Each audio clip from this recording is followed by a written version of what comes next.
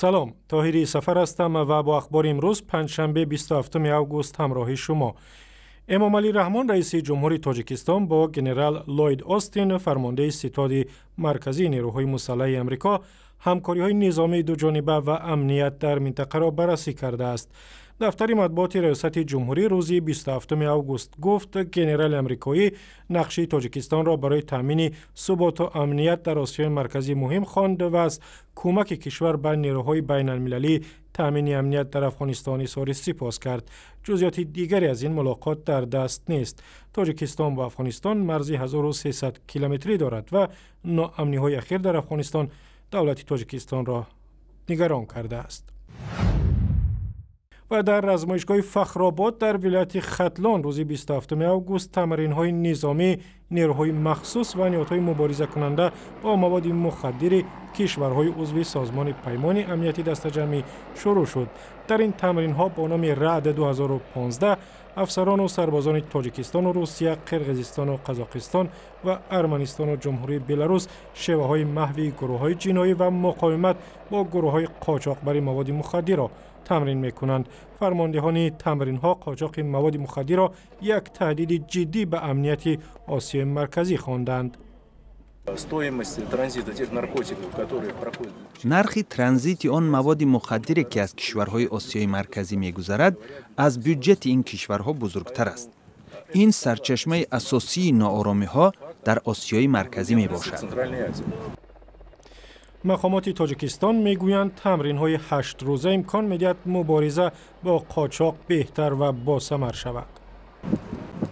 از طرف جزو تام‌های مخصوصی مثلا تاجیکستان از کمیته دولتی امنیت ملی، گواردی ملی، اگنتی نظارت مواد نشاور، حتی از خدمات فدرالی فدراسیون روسیه اوید به معاملات نظارت مواد نشاور، همین مقامات در یک جایگی بر ضد انتقال مواد نشاور در همین مشغول روز مبارزه بردند.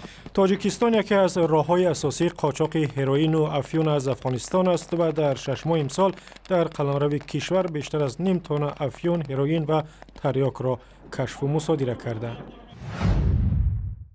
رهبران حزب نهزتی اسلامی تاجیکستان روز 27 اوگوست در نشستی خبری از حکومت خواستند دفتر حزب را در دوشنبه باز کند و امکان بدهد که حزب انجمن حساباتی و انتخاباتیش را برگزار نماید. در این نشست سید عمر حسینی معاون رئیس حزب نهضت و گروه از اعضای ریاست این تشکل سیاسی مخالف دولت تاجیکستان شرکت کردند. نشست خبری حزب نهضت اسلامی در خانه یکی از رهبران سابق حزب برگزار شد، زیرا مهمانخانه شراتون از میزبانی نشست قبل از شروع آن دست کشید. حزب مذکور که در انتخابات پارلمانی سال روان از 2 کرسیش در مجلس نمایندگان محروم شد، میگوید حکومت تاجیکستان تلاش دارد آبرو و نفوذ حزب نهضت را از بین برد. مرات اوریپوف یکی از هنرپیشه‌های معروف تاجیکستان امروز 80 ساله شد و میگوید یکی از آرزوهایش اجرای نقش عمر خیام دانشمند و شاعر کلاسیک فارس است. مرات اوریپوف که نقش رودکی را در فیلم تقدیر شاعر اجرا کرده است، از هنرپیشه‌های محبوب است که در عهد شوروی در فیلم‌های زیادی با هنرپیشه‌های دیگری معروف نقش اجرا کرده و جایزه‌های زیادی هم به دست آورده است. مرات اوریپوف چند ماه پیش برای اجرای نقش در فیلم معلم کارگردان ناصر سیدوف صاحب جایزه جشنواره فجر در ایران شد.